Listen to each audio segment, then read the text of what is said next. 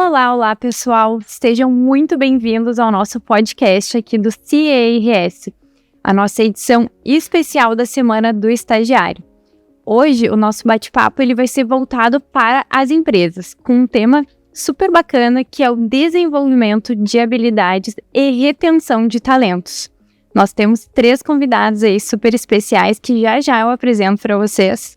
Mas antes, eu sou a Roberta Carboni, eu sou psicóloga aqui no CERS, trabalho diretamente com os jovens aprendizes e também auxilio em outras frentes. Muito prazer em tê-los aqui conosco.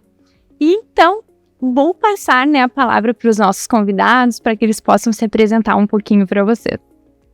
Então, vou começar falando. Eu sou a Caroline Roman, eu sou recrutadora, analista de RH. Trabalho em escritório de advocacia hoje, mas trabalho há 10 anos na área. Então, eu trabalho bastante com a parte de recrutamento desde os jovens aprendizes até os estagiários, né? E, então, profissionais já mais experientes de diversas áreas. Então, já tive essa experiência. Estou muito feliz de fazer parte desse momento. Eu acho que é muito a minha rotina também, né? Lidando com os candidatos, as entrevistas, lidando com os anseios de cada um, né? Eu entendo o nervosismo na hora de uma contratação, de uma possível oportunidade ali. Então, estou bem feliz de estar aqui podendo compartilhar um pouquinho das minhas vivências com vocês. Show, Carol. Prazer. Bom, eu sou o Pedro, tenho 32 anos, estou há 4 anos no CIE, tenho experiência em algumas empresas como o Gerdau, já fui estagiário na Gerdau, já fui estagiário na Dell também, fui efetivo lá. Então, vai ser muito legal contribuir e espero que seja bem legal a nossa conversa. Oi, pessoal. Meu nome é Rafael Amaral. Eu sou coordenador da área de TI. Eu estou no CIE há um pouco mais de 2 anos, então de 2 anos e meio aí. Tenho uma experiência já de quase 20 anos na área de TI.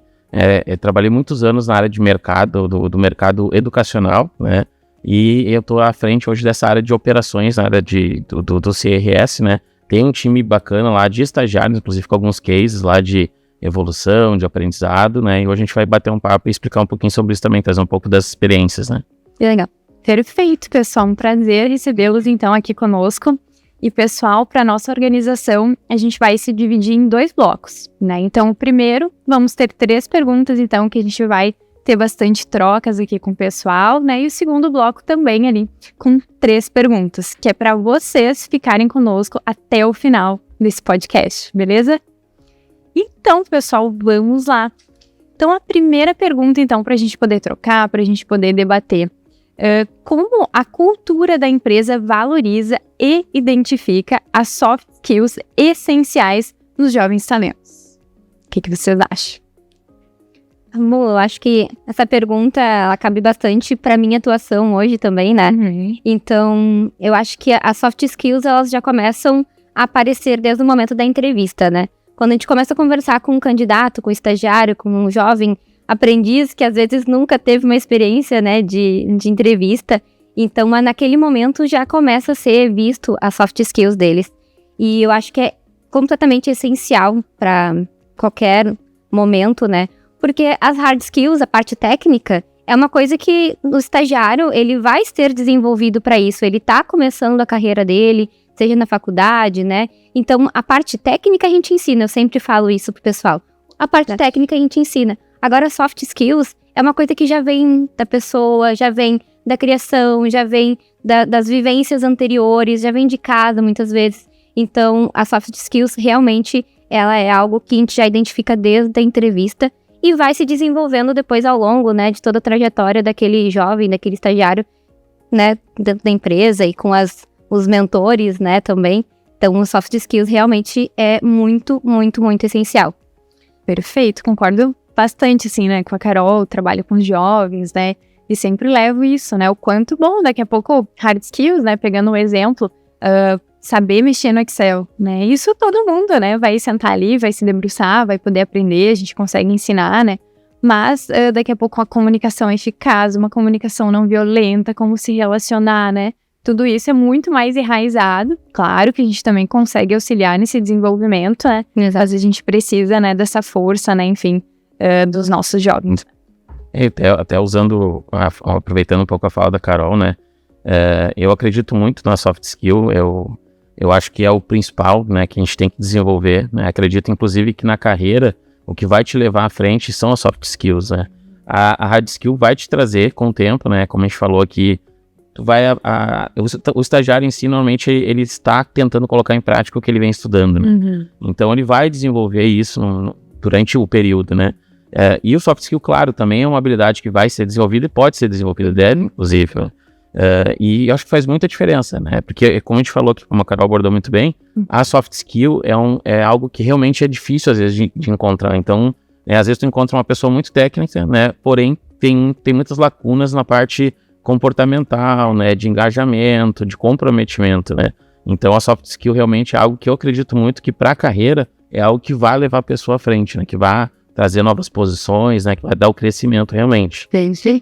Eu acho muito legal também essa parte de soft skills quando a empresa identifica que às vezes aquela pessoa pode desenvolver mais soft skills, aquela soft skill que ela identifica já na entrevista, e aí, aquela parte de comunicação daquele candidato, eu acho que a gente pode melhorar isso, multiplicar isso, se a gente colocar ele no setor X, no setor Y. Então, às vezes, já na entrevista tu consegue identificar qual o lugar ideal para ele se colocar e tal. Então, acho que é muito legal essa parte também de ir lapidando e transformando essa pessoa num verdadeiro diamante, né? Que nem a gente chama. Exatamente. Já tive vários casos de ter um processo seletivo e conversar com alguém e eu já vejo ali naquele momento que aquele perfil não vai se encaixar porque eu tô oferecendo naquele momento. Mas eu sempre fica no meu radar, porque eu sei que vai surgir uma outra oportunidade e aquela soft skill que eu vi, aquilo foi tão significativo que eu já busquei uma oportunidade, às vezes sem ter uma oportunidade, eu já fui atrás, olha, conheci uma pessoa que tem essa habilidade e eu acho que seria um talento muito legal para nossa empresa. Então é uma outra chave, né, de entrada, é outra oportunidade que pode surgir.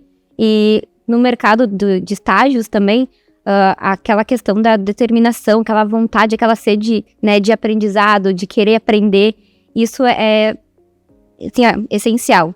Acho que é o principal, eu sempre falo para estagiários, o principal deles é a vontade de querer aprender. Estar aberto, querer fazer acontecer. Porque o restante a gente desenvolve depois, né? A curiosidade. Exato. Eu acho que isso é importante, né? A gente tá sempre tentando buscar o conhecimento, eu acho que isso é muito importante até pra gente conseguir desenvolver as nossas soft skills e hard skills também. Exato. Então, acho que isso é pro estagiário ali, tá buscando essa questão de conhecimento, é muito importante.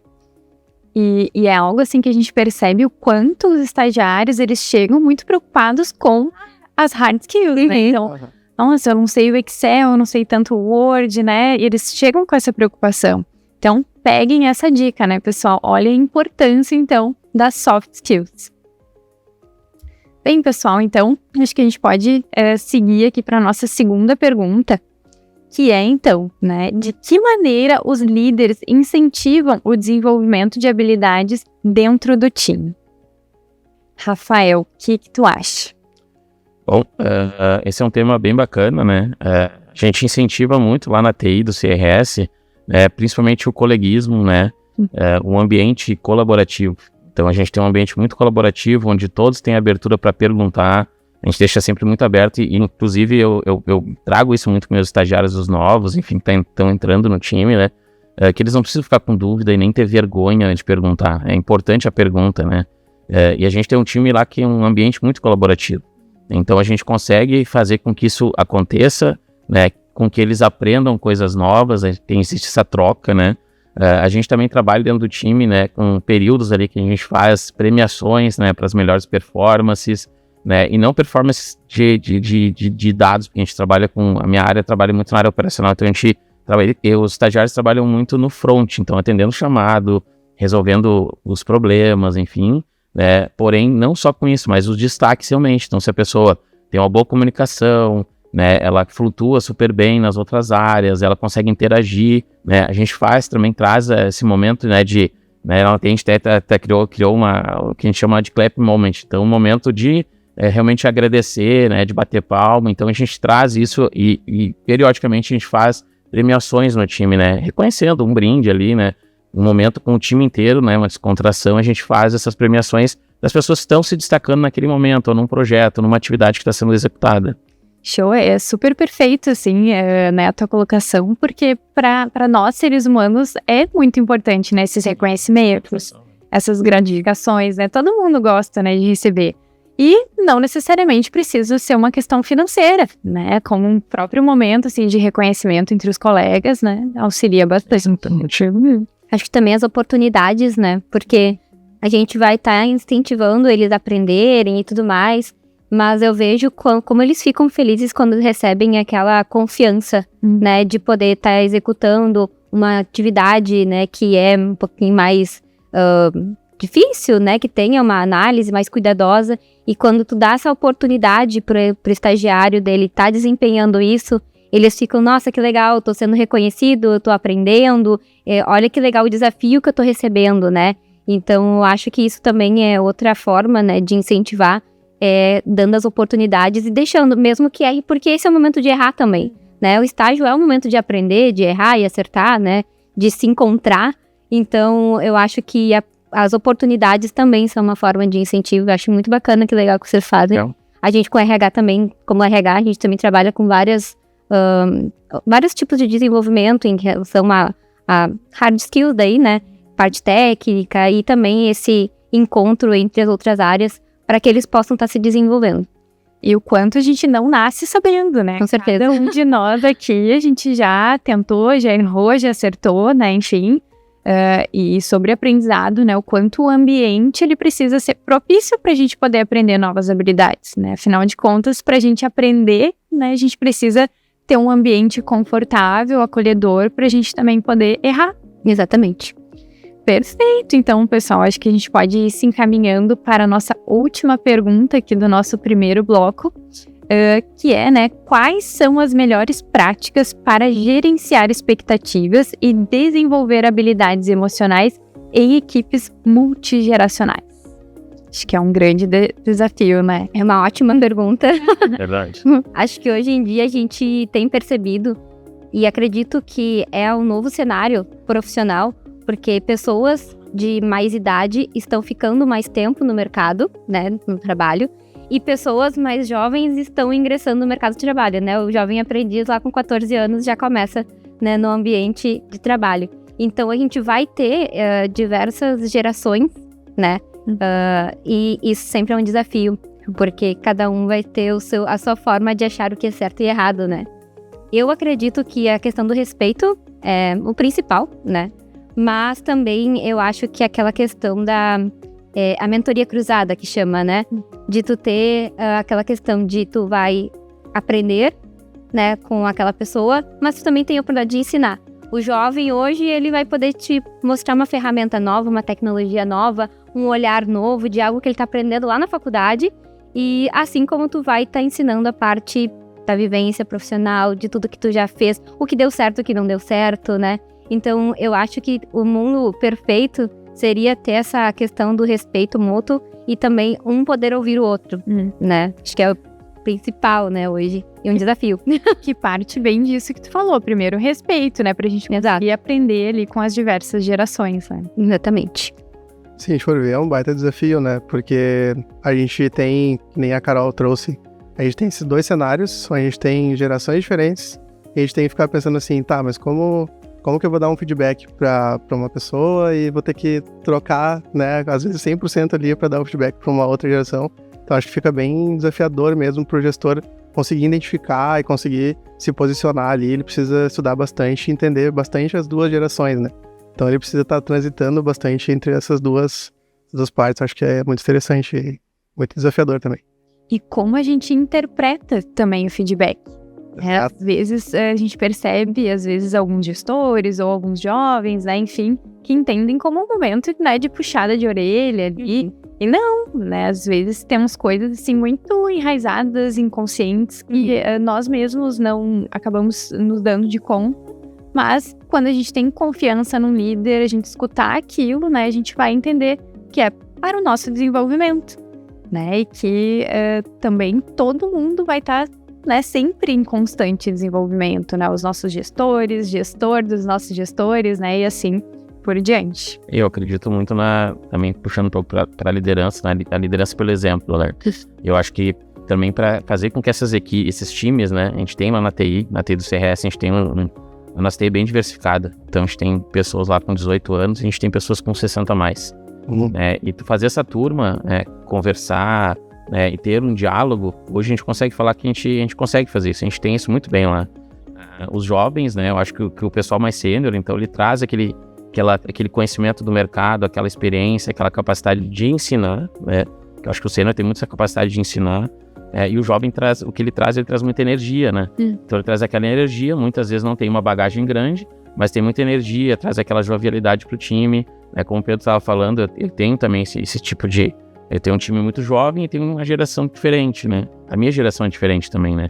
Então, a gente tem que saber flutuar. Então, dar um feedback para uma pessoa que é de uma geração, para uma geração mais nova, até as expectativas, né? O jovem ali tem uma expectativa, e essa geração mais nova, eles têm uma tendência a querer tudo muito rápido, né? Sei lá, tem filhas, enfim. Se ela abrir um vídeo, um negócio que ela não... É questão de 10 segundos que ela dá para aquela atividade. Se 10 segundos não atraiu ela vai passar para a próxima e não volta mais. Então, acho que isso traz também essa experiência de tentar adequar ali conforme a necessidade de cada perfil também, né? Sim. Eu acho muito bacana essa fala do Rafa, então.